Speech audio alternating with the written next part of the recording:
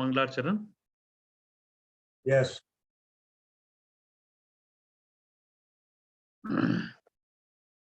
Om Litam ena tasmai Sri Gurave Namaha. Shri Chaitanya Manovistam Stapitam ena Bhutale Swayam Rupa Kadamahyam Tadati Swapadantikam Vandeham Sri Guru Sri Utapada Kamalam Sri Gurum Vaishnavamsha Sri Rupam Sagrajatam Sahaj Gana Raghunatanvitam Tham Sajivam Sadvaitam Savadutam Parijana Sahitam Krishna Chaitanya Devam Sri Radha Krishna Padan Sahagana Lalita Sri Vishakam Shamcha हे कृष्ण करुणा सिंधु दीनबंधो जगतपते गोपेश गोपिका कांता राधा कांता नमस्तुते तप्त कांचन गौरांगी राधे वृंदावनेश्वरी वृषभानुसुते देवी प्रणमामि हरिप्रिये वांछा कल्पतरुभ्यश्च कृपा सिंधुभ्येव च पतितानां पावनेभ्यो वैष्णवेभ्यो नमो नमः श्री कृष्ण चैतन्य प्रभु नित्यानंद श्री अद्वैत गदाधर श्रीवासादि गौर भक्तवृंद हरे Krishna Krishna Krishna Hare Hare Hare Rama, Rama Rama, Hare Hare. Thank you, Prabhu. We welcome you to this program, Hare Krishna. So today we are reading from the Bhagavatam, first canto, 7th chapter, verse number 43.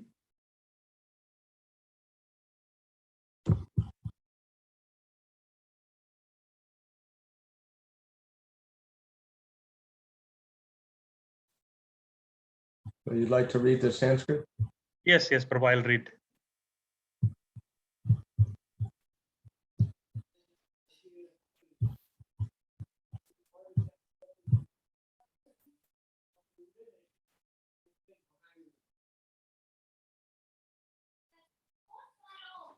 Om Namo Bhagavate Vasudevaya.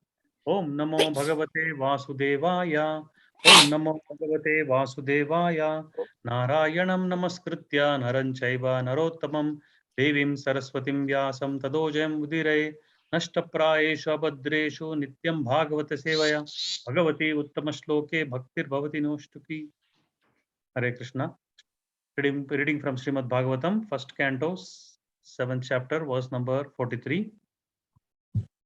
Uvacha chasahanti asya bandhananayanam sati mucyatam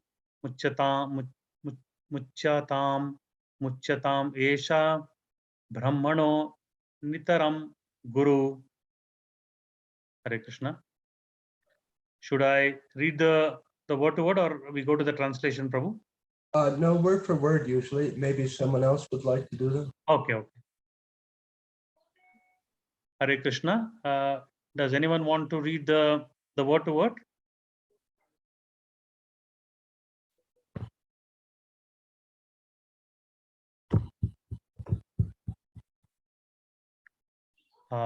Maybe Prabhu, yeah. They may not be accessing the Bhagavatam. So I can read? Yes. Okay. Uvacha said. Cha and. Asahanti. Being unbearable for her. Asya. His. Bandhana, being bound. Anayanam. Bringing him. Sati. The devoted. Mucyatam. Just go get him released. Just get him released. Esha. This.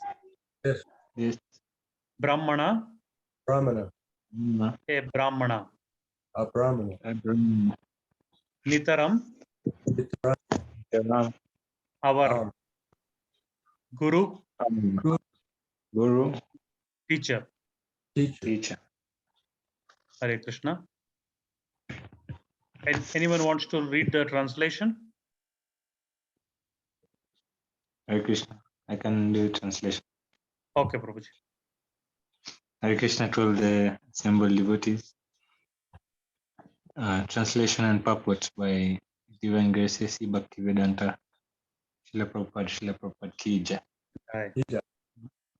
She could not tolerate Die. Asvatthama's being bound by ropes, and being a devoted lady, she said, release him, for he is a Brahmana, a spiritual master.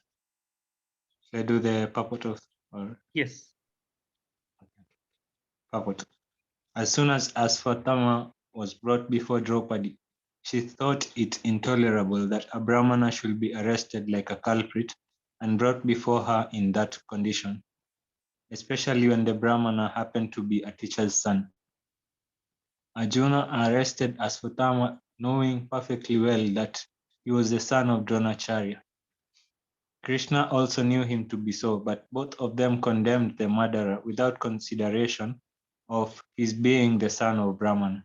According to revealed scriptures, a teacher or spiritual master is liable to be rejected if he proves himself unworthy of the position of a guru or spiritual master. A guru is called also an acharya, or a person who has personally assimilated all the essence of the Shastras and has helped his disciples to adopt the ways. Asvatthama failed to discharge the duties of a Brahmana or teacher, and therefore he was liable to be rejected from the exalted position of a Brahmana. On this consideration, both Lord Sri Krishna and Arjuna were right in condemning Asvatthama. But to a good lady like Draupadi, the matter was considered not from the angle of Shastric vision, but as a matter of custom. By custom, Asvatthama was offered the same respect as offered to his father. It was so because generally the people accept the son of a Brahmana as a real Brahmana by sentiment only. Factually, the matter is different. A Brahmana is accepted on the merit of qualification and not on the merit of simply being the son of a Brahmana. But in spite of all this, Draupadi desired that Asvatthama be at once released, and it was all the same a good sentiment for her. This means that a devotee of the Lord can tolerate all sorts of tribulation personally, but still such devotees are never unkind to others, even to the enemy. These are the characteristics of one who is a pure devotee of the Lord. Thank you, Prabhuji. Hare Krishna. Prabhuji, we hand it over to you. Thank you very much. Nama Om Vishnu Padaya Krishna Prastaya Bhutale Srimati Bhaktivedanta Swami Namaste. Namaste Saraswati Devi Gauravani Sutarane Devasesha Srimavani Hastakati Sutara. So we're continuing to hear this narrative of Ashwatthama killing the sons of Draupadi and being arrested for his crime. So in this purport,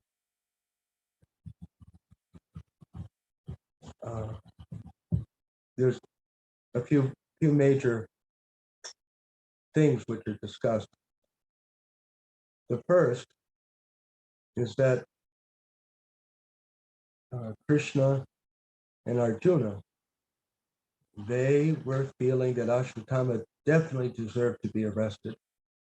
It didn't matter who he was. He had done a bad thing, and even he was the son of a Brahmin. He was, by scripture, by Shastra, he was liable to be punished. On the other hand, Draupadi, she is described as a good lady, and she is also described as a pure devotee. At the end of the purport, Srila Prabhupada writes, these are the characteristics of one who is a pure devotee of the Lord. But Srila Prabhupada points out to us that although it was good, it was nice of Draupadi to not want to see Ashvatthama, the son of a Brahmin, hurt or pained or humiliated. The fact of the matter was that by the vision of Shastra, he deserved to be arrested and punished. So that's interesting. Controversial position that something is good, but it's wrong. That sometimes can be hard for us to accept.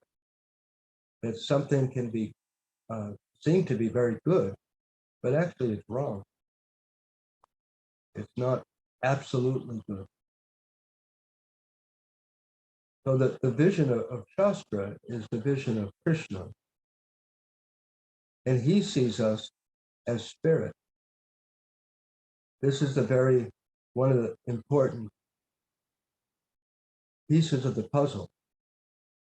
A good person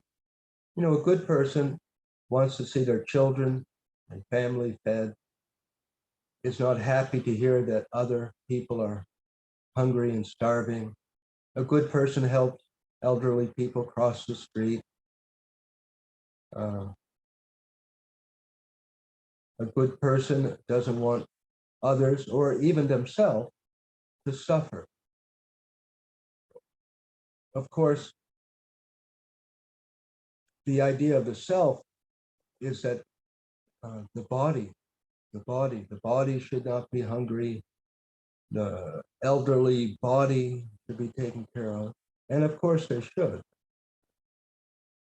The helpless, dependent children, their body, because the soul is not a child. The soul in the body of a child is, the child is just as old as you or I.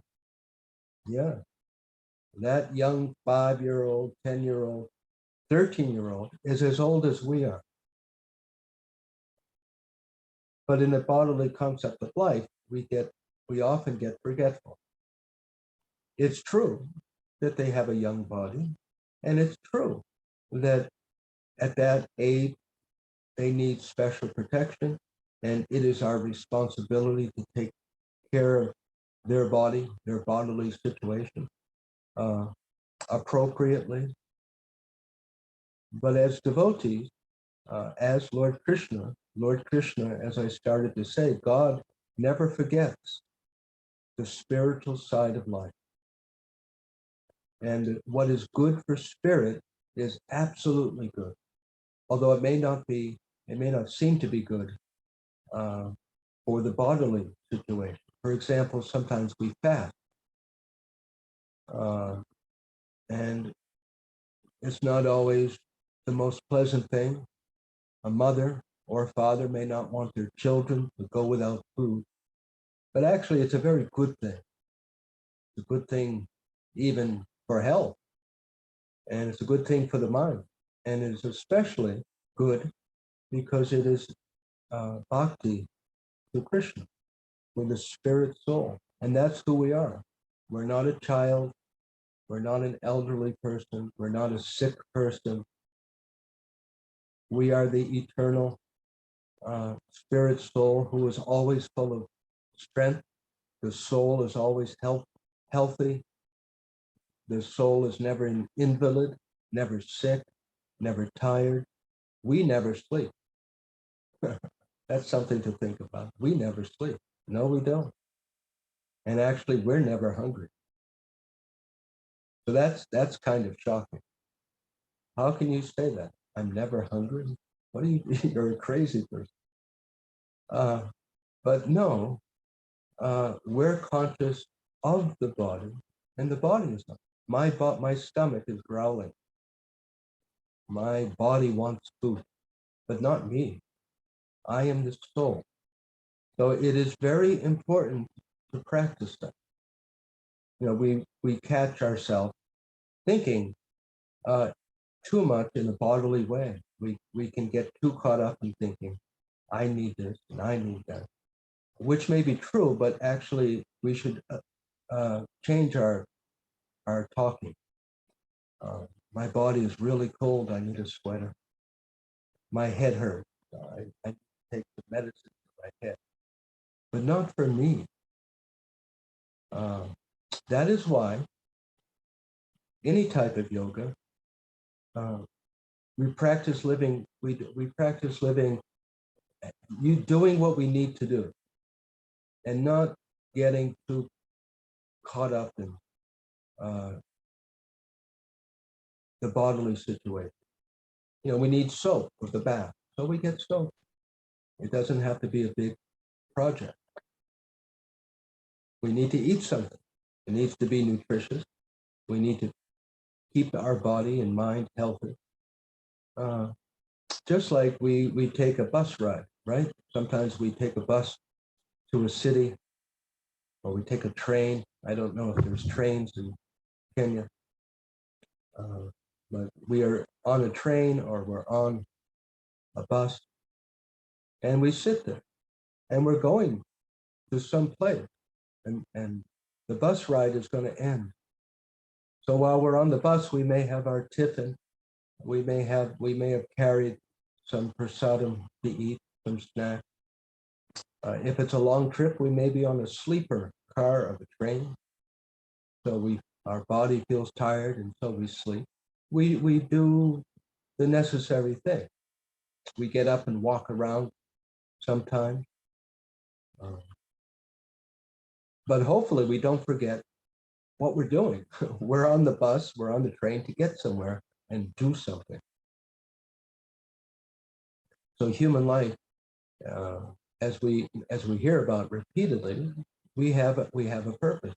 We have a final goal, and that final goal is to free ourselves from bondage to this bodily situation and all of the suffering that comes because of this bodily situation, and go back to Godhead, go back to the spiritual world, to the realm of Vaikuntha, where we don't get old, we don't get disease, we don't experience disease or sickness or old age, we don't experience death, and there are no unpleasant people. Everyone is a very nice person, very loving, very caring. And that's the purpose of human life. And while we're here, for however long we're here, we do what we need to do. We don't have to starve ourselves. We don't have to sleep on the ground necessarily. But we should be careful not to get too involved in it. That's all. We do what we need. We're tired, we sleep. Our body needs to eat, we eat. Whenever we need to work, whatever we need to do, we do. It's not very complicated. It becomes complicated because our minds, for each of us, our minds have a habit of focusing on the temporary. Our minds have a habit of thinking of things in terms of this one life. So that can be a challenge. And also sometimes our minds have very strong, passionate desires. I want this, I want that, I want to get this. I want to get promoted to manager, which may be a good thing. If we get promoted to manager, then we'll probably get bigger salary, and we'll be able to have more time, hopefully, for our Krishna consciousness.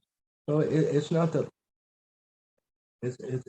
that we shouldn't abandon living in this world, but just like a person on a bus or on a train, we're conscious. We remember that I'm not going to be here forever, and there's more important things than just the job and making money and taking care of myself and my family, which are very important.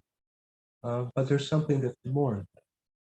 So a good person, you think of a good woman, a good man who works hard and takes care of their children and sacrifices, and, tries to do the right thing.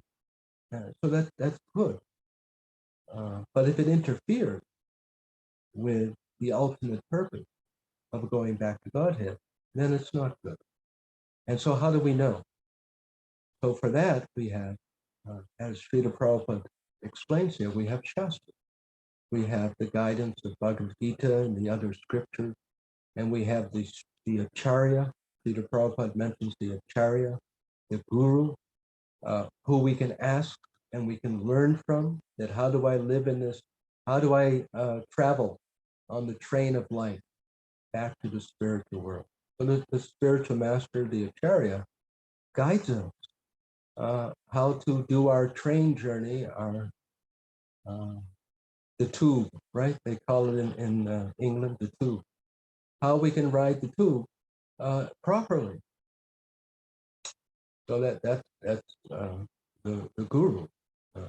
Just like you go to college and the professor teaches medicine or art or whatever the subject may be. So the spiritual professor teaches us how to live. So Draupadi, she is being good-hearted, and often, not always, but generally, women tend to be. God has given them a more caring, sensitive nature than men, and of course, there's a God-given purpose for that. Although a man can certainly care for children, there's I think everyone knows that there's nothing like a mother's love. As a rule, women are better in certain ways for caring for children, and that's God's arrangement. So there's always pluses and minuses. So when you lean more towards the caring and sensitive, then you dislike the harsh and the hard and more. So Draupadi is good, and it's also the custom. We have custom. Suppose you spend 15 or 25 years, you have an uncle, and your parents have a good relationship, and you respect your uncle, and you have good, and then your uncle does something, I don't know, steals something, and now you're in a sticky situation because they've done a bad thing, they've done a wrong thing. Maybe they shouldn't come into the house anymore. And who wants to tell your uncle that? And who wants to think about that? Who wants to think that my uncle really shouldn't come over to visit because he may steal something? But the fact that, so then on the one hand, we have facts, we have hard reality, and then we have our feeling. We have how we feel about it. And those are two separate things. And for each of us, it's harder or easier to separate them when we need to separate them. So the spiritual path means to be guided by the light of Guru and Shastra. That's the last word. What is good and what is bad in terms of our eternal relationship with Krishna. So that's just the way it is. And just like we have to get up, we should get up early for our sadhana, and sometimes we don't feel like it. Forget about spiritual life. There's many things we don't feel like doing. We don't feel like cooking. We don't feel like going to school. So many feelings, right? But we have to get up and get over it. Sometimes we remind ourselves, get over it, right? Buck up and stand up and, rise above it. You can't just sleep in bed all day. You have to go to school. You have to go to work. You have to rise above your feeling. So this is the very beginning of yoga. Any type of yoga means being able to follow our good intelligence, follow the spiritual path, even if our mind is complaining. Our mind may not like it, but so what? When you go to the store and you have a four-year-old child, and the four-year-old is sitting on the floor crying and I want biscuits, I want this. You just pick the child up, maybe, and just go out of the store. You don't do what the child says all the time. Or maybe you do. You buy some biscuits and say, yes, you can have them later. But you're the one who's in control. The child is not in control of the situation. And it's very important that children learn that you are in control. And it's very important for our mind to learn that we have the last word. We may want to do something, we may not want to do something, but me, the soul, with my good intelligence, I'm going to have the final decision. And we can only have that power because that's called Brahma Teja. That's called spiritual power. When we do that in Krishna consciousness, ordinarily there's many people. I mean, practically everyone practices this without thinking about it. Perhaps our parents teach us to pick up and get going. But on the spiritual path, especially, that I am the spiritual being. I'm not this body. I'm not this mind ultimately, and I'm the one who's in charge.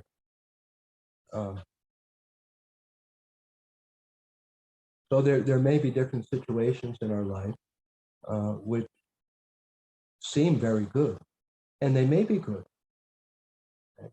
generally speaking, but it may not be the best thing to do in terms of our spiritual life or Krishna consciousness. Just like Arjuna, think about that. Think about Arjuna. He was on the battlefield, and he was he was in a position to fight with relatives that he loved. He loved these people. He did. Many of them, and all of them on some level. But it was his duty. It was his responsibility. Just like suppose you're a policeman and you find out your son killed someone. He has to be arrested. And what father would want to do it? But it has to be done. And Arjuna, that's what Lord Krishna was saying, is that you have to rise above these sentimental feelings and get on with your duty. It will actually be good for Bhishma and Dronacharya and Duryodhana. If they leave this world on a battlefield, they'll go to the heavenly planet. So stop lamenting so much. That's what Lord Krishna said. Lord Krishna said, yes, you're going to feel sad, but you'll get over it. But you have to do what you have to do. And this is the very first, in the beginning, practically the most important thing for all of us to learn and to keep practicing so that we can stay on this train ride all the way through perhaps many years, 10, 20, 40, 60 years, and until we're ready to go back to the spiritual world. So these basic instructions of Bhagavad Gita, they're meant to help us be successful. Very important to learn them. So Draupadi is a very good woman. She's also a pure devotee. So I thought this was very interesting because we might ask, well, if she's a pure devotee, then how come she's not making the final correct choice with Ashwatthama? She seems to be a little bit overcome by her sentiment. So this is very interesting. So a pure devotee is someone who has pure love for Krishna and is purely devoted to Krishna. But that doesn't mean that they're capable in everything. And this is also something I think is very important for all of us to remember, that our spiritual master, senior devotees, anyone, being advanced in Krishna consciousness does not mean that we're necessarily materially capable to do everything. The spiritual master does not know how many buildings there are in Nairobi. Krishna could tell him, but right off, he's not going to know, or she's not going to know that. Neither is it required to know how many buildings there are in Nairobi. It's not that important thing. Our spiritual master may not know how to diagnose a rhinoceros, what kind of disease the rhinoceros has. Being a pure devotee, a pure lover of Krishna does not mean we're an expert in everything. We come into this world bodily with certain capabilities. So there are pure devotees who are very capable managers. That's just their nature. They just ordinarily, because of their karma, they're good with working with people. They want to manage and take charge, and they're good at it. But they might not be good for teaching or doing business. And we see that. We see that. Everyone, whether they're a devotee or not a devotee, they're good at certain things and they're not good at other things. And that's okay. And it's the same for a pure devotee. A pure devotee may be situated bodily in a female form, and at least in her younger years, concentrate on raising her family and be a very good person. But that doesn't mean that because of her pure love for Krishna, she's necessarily the best person to manage a business. It's two separate things. So that's a point that caught my attention. Sometimes people, sometimes even within family or between friends, a devotee will say, well, you're supposed to be an advanced devotee. How come you did this? You didn't do this, you didn't do that. Well, my devotion to Krishna is very strong, but it doesn't mean that I can do everything correctly all the time in an ordinary sense. So that's helpful to remember so that we're not disappointed.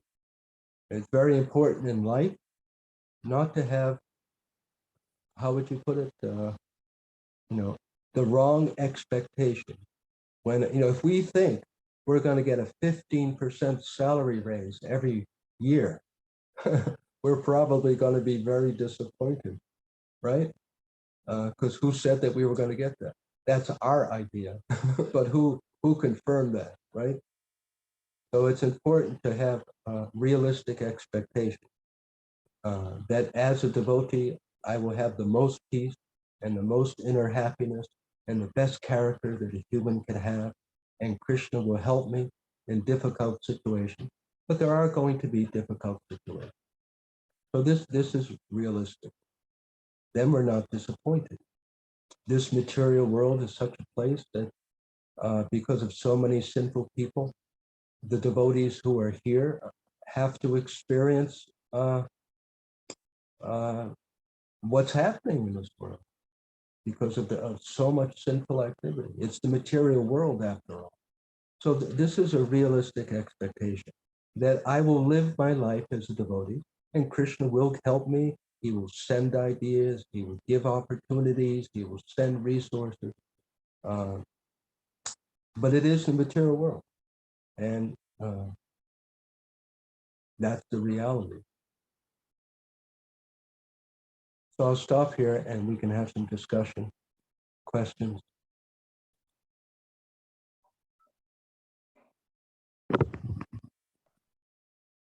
Hare Krishna Prabhu.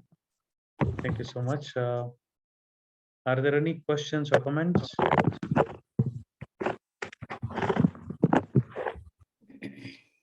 Hare Krishna Prabhuji, may I ask a question? Yes, Sure. please. Thank you very much for today's class. It was excellent. And Prabhuji, we do get into these dilemmas where we, for example, if the uncle was stealing and then you do not know how to behave in front of this uncle, whether he's still a family member or to allow him in the house. So, and he probably might have been your favorite uncle or similar situations where you are in a dilemma. And so in these circumstances, maybe I've missed the point.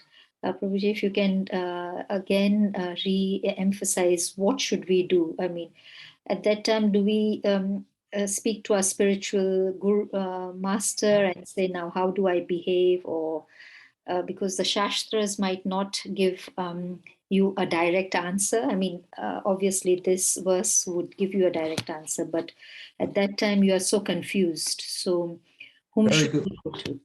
point.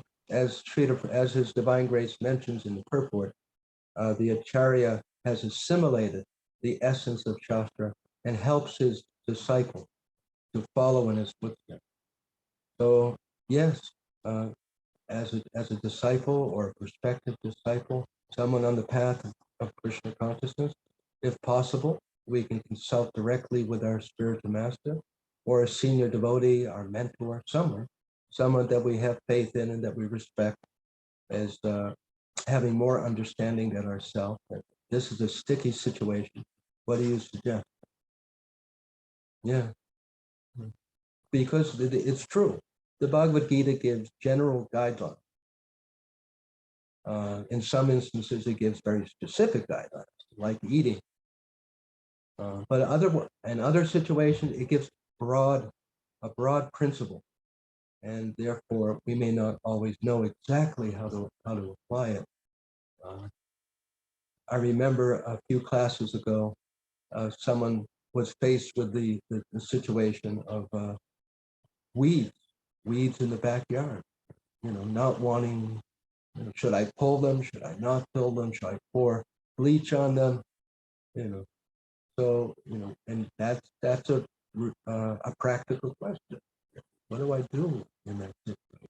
And for that, we understood that it is one of those.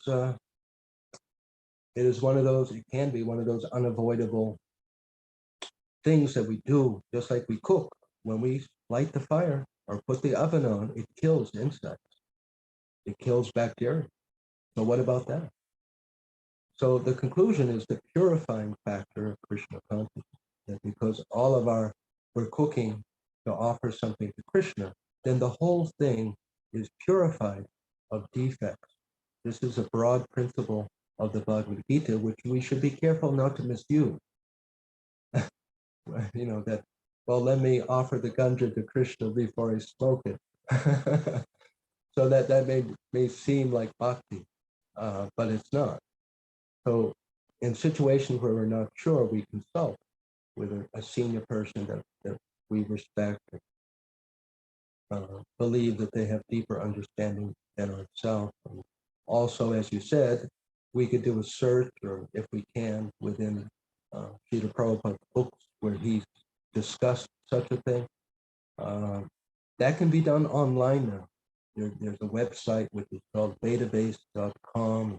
There's another one where all of Srila Prabhupada's books and some of his writings are there, and you can do a search on mustard seed and see everything that he said about mustard seed or whatever it may be.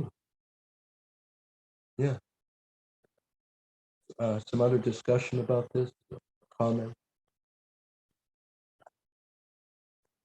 For example, let me just elaborate just a little bit more. I talked to many students who are in the university, and or even any situation, but should I take this job? Should I not take this job? Should I take this course? Not take this course? Is it going to help your chanting? Is it going to help the time you have to read and study Bhagavad Gita? Is going to help your devotional practices, or isn't it? If it's not, you should either not do it or think twice, or if it's just temporary, I'm going to work a late shift for 3 weeks and I can't get out of it. So I was going to say, so someone says, well, what am I going to do? I have heavy examinations for the next 3 weeks. I don't think I can chant my 16 rounds. Well, then you're not going to be chanting your 16 rounds for the next 3 weeks. We can only do what we can do. It's nice to be concerned and to want to do what we want to do or what we have promised to do. But we shouldn't become too upset.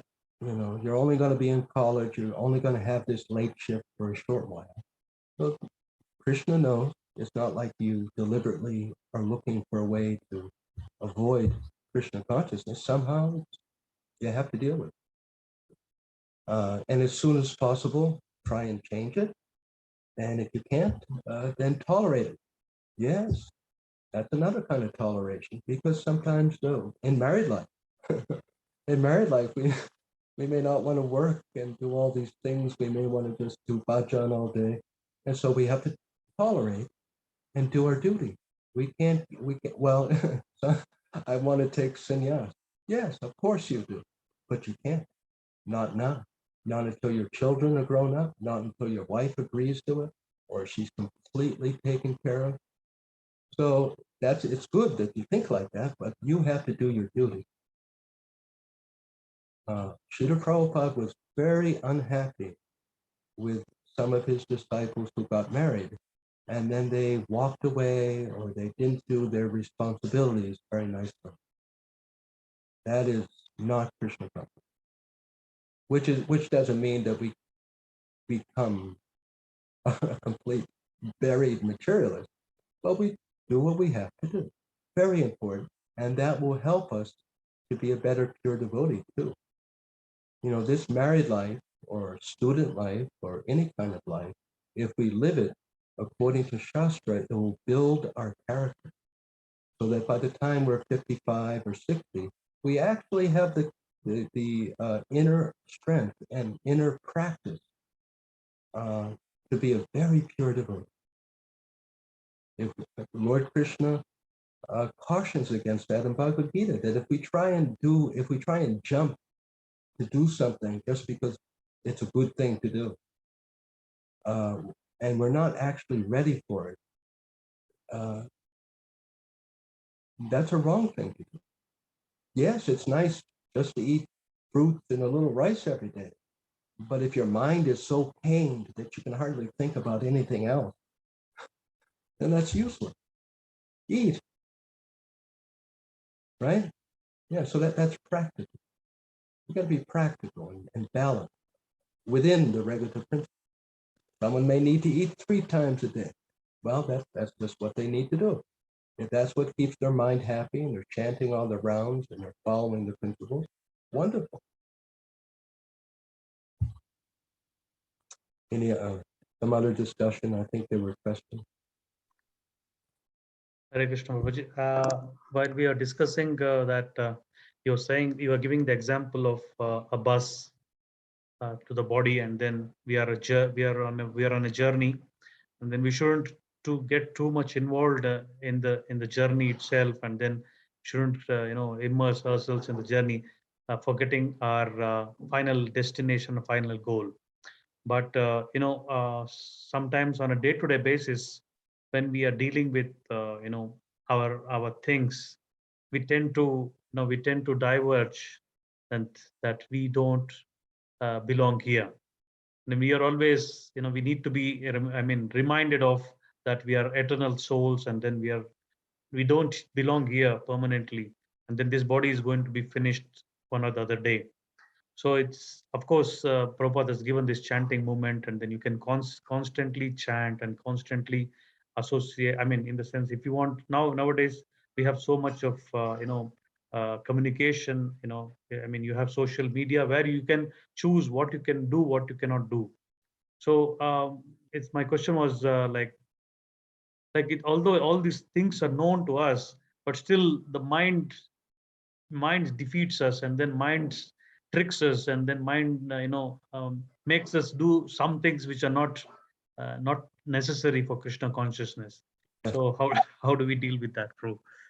Well, Arjuna asked the same question in the 6th chapter. It's a very old question. It's nothing new. Arjuna said, but the mind is so restless and it's flying all over the place. How do I control it? And as you may remember, Lord Krishna replied, by practice and detachment. So we have to practice, in my experience and observation, you're learning to skate, or you're learning to play the piano or some musical instrument. It takes practice, and we have to be patient with. So there are some guidelines. I mention occasionally, there's this very short book, which Srila Prabhupada says is the success guide. that if we simply, there's only 11 verses. He says that if we learn this and follow it, we will have complete success. That sounds pretty good. So that is the Upadeshamrita, or Nectar of Instruction book. It's very important to learn it in the beginning. Anyone can read it right away. But it gives very practical instructions and guidance how to be successful. So there's one verse which says that there are 6 principles which are favorable for bhakti, and then there's 6 things that ruin it. So that's pretty simple. That's not hard. You can print that out and keep it on your desk. So for the 6 principles which are helpful is to be enthusiastic and patient. So we're enthusiastic, that let my mind be completely pure, no challenges. But at the same time, the reality is we have to, again, tolerate. We even have to tolerate our own level of evolution. We be kind to ourselves. We should always love ourselves. We should always accept ourselves. We're not a bad person because my mind thinks of this sometimes or thinks of that. We're not bad. We're part of Krishna, a devotee of Krishna. He knows that we have been in this world for a long time. He knows what we struggle with. And so we should be considerate of ourselves. We shouldn't beat ourselves up. Oh, I'm a horrible wretch. Unless we keep doing it again and again deliberately, then we should kick ourselves or ask someone to kick us. And sometimes we may do that. You know, if we're really sincere and we know that we're slipping, we could go to a friend or someone and say, I'm having a hard time, give me the hard talk, help me be motivated not to act stupid here, because I know I'm being stupid. So we have a good friend or a relative, then, they may speak to us a little strongly. Why are you being so stupid and silly? Stop it, right? And we do that with our own mind. Stop that. It's just going to end up in suffering. What are you thinking? It's like you're talking to a monkey. But at the same time, we don't expect too much. Oh, I'm going to give up this Krishna consciousness. I'm not a pure devotee. How long have you been practicing? 3 months.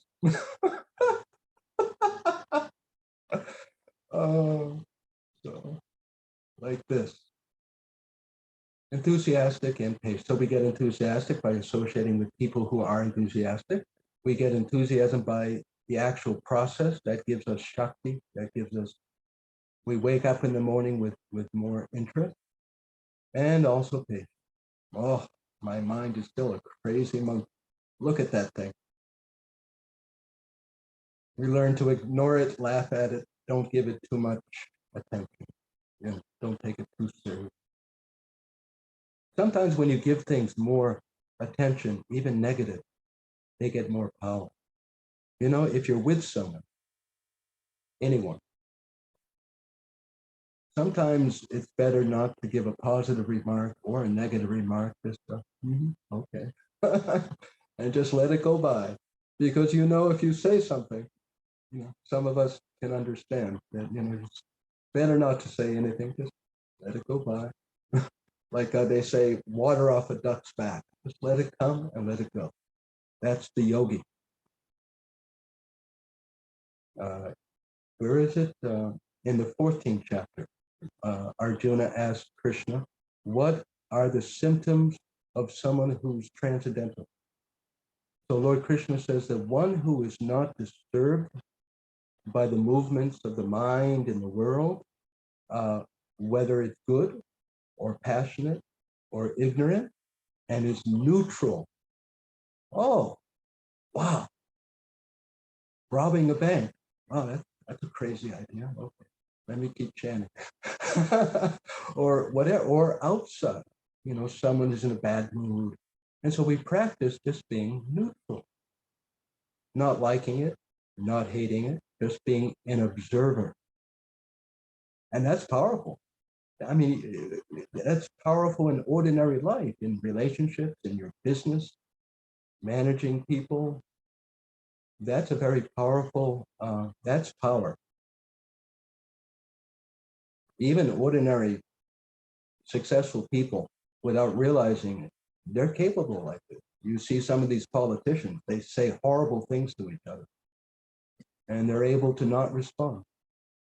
I don't know what they're thinking, but they don't immediately respond. They think about it. So that's practice. We practice doing that. And imagine how good that is for a relationship. You know, sometimes the children say something, your parents, your wife, the husband, and it can cause a meltdown, right? It's amazing how quickly something within the house can melt into just something awful because someone can't keep control of their feelings or their tongue, right? So, yeah. So any other questions or comments? Sandhya Mataji. Hare Krishna, Prabhuji. Prabhuji, Abhimanyu, sorry, it's not directly related to this paragraph, but Abhimanyu died, and I don't know whether I have read this in Prabhu watching cinema. When Abhimanyu dies, Arjun suffers a lot, and he, I think, has a conversation with Sri Krishna because they were not in that part where Abhimanyu was killed. And I think Lord Krishna tells Arjun that, you know, soul doesn't die. And I think, does Lord Krishna make Arjun see Abhimanyu briefly? Does he? I don't remember. Does anyone remember that particular part of Mahabharata when Abhimanyu was killed and Arjuna is talking to Lord Krishna?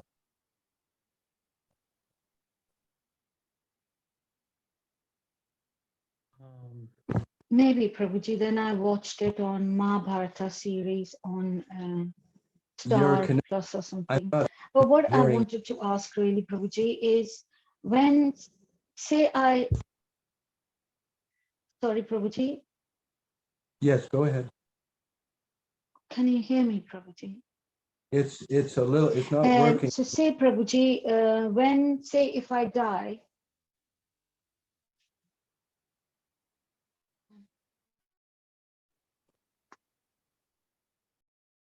can you hear me, Prabhuji?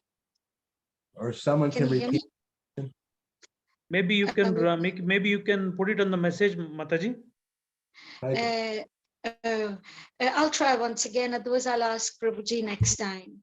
Prabhuji, say suppose I die, will I be able to see the souls of my ancestors, my brother, is what I want to know, Prabhuji. Yes, yes, I understand. I don't know. I don't know for sure. I know theoretically you can see them. Much depends upon our desire. As far as I've read and I understand, it's not like in the Christianity that you die, you go to heaven and all of your relatives are there and your pet dog is there. That I know is not very likely to happen, because what usually happens is that we're, whether it's a few days or a few weeks, after not long, we're put in the womb of another mother, a completely different mother, very quickly. So what happens in those few hours or few days or few weeks, I've never read. I don't know exactly. All I can say is it's theoretically possible. That's for sure. That's the best answer I can give on that. Yeah, but I do know it's not like, you know, everyone is immediately there to greet you, and no, because they're different places. You know, your grandmother may be some other universe, and maybe your grandfather was he chanted and he was a devotee of some kind, and he's in the heavenly planet. I mean, we go all over the place, because we're not ultimately written. I mean, we're related temporarily only on the bodily platform. Once we leave this, no longer because the body is gone. Our uncle doesn't have the uncle body anymore. That's for sure. We're not going to see him in the same body. Unless it's some mystic miracle that Krishna blesses you with. You're right. You understand? Yeah. Hare Krishna, Prabhuji. Hare Krishna. Yeah. Thank you so much, Prabhuji. Hare Krishna. If there are no other questions, I can ask Prahlad Prabhuji to conclude the session. Hare Krishna. First, I would like to start off by thanking His Grace Dina Sharana Das Prabhu for joining us this evening. Thank you, Prabhu, for giving us this wonderful class. I would also like to thank the devotees assembled for joining in the Zoom program to listen to His Grace Dina Sharana Das Prabhu. So thank you all for sacrificing some time out of your busy schedules, even though it's a Sunday, to listen to His Grace Dina Sharana Das Prabhu. So I'd like to, on behalf of ISKCON Eldoret Prabhu, I would like to kindly request all the devotees assembled to please unmute yourselves and let's chant the Hare Krishna Maha Mantra once for His Grace Dina Sharana Das Prabhu. Hare Krishna, Hare Krishna, Krishna Krishna, Hare Hare, Hare Rama, Rama Rama, Hare Hare. Hare Hare. Vancha kalpatarubhyascha Kalpatarubhyascha kripa Kripa sindhubhyo Sindhubhya Vacha Patayitanam Pavanebhyo Vaishnavebhyo Namo Namaha. Srila Prabhupada ki Jai, Jai. His Grace Dina Sharana Das Prabhu ki Jai, Jai Gaur Pramanande. Hare Hare. All Thank you, glories- Prabhuji. Hare Krishna. Thank you. Well, Happy Radha Ashtami, Prabhuji. Hare Krishna. Hare Krishna. Hare Krishna. Hare Krishna. Hare Krishna, Mataji. Hare Krishna, Prabhuji. Thank you for holding the fort for me. No. It was an opportunity for me to just be in your shoes for some time. I hope it was okay, Prabhuji, and you didn't encounter any problems. But I really, Yes, appreciate. I was really, not keeping, daily, daily follow up, but still I somehow managed by Krishna's grace. And Thank you so much, Prabhuji. So tomorrow will be 44, yes? yeah, 44. Will you communicate to Kamal Panchal Prabhu? Or, I will. I okay. communicated 43, but it is Okay. 44. So Yes, 44. Yes. Okay, Prabhuji. Thank you so much. Thank you, Mataji. Hare Krishna. I will send you the details of the speakers from 27th. Yes, Prabhuji, because I think there were house programs and things. So Yes. Okay. I will send you. Okay. Thank you. Thank you. Prabhuji. Hare Krishna. Hare Krishna.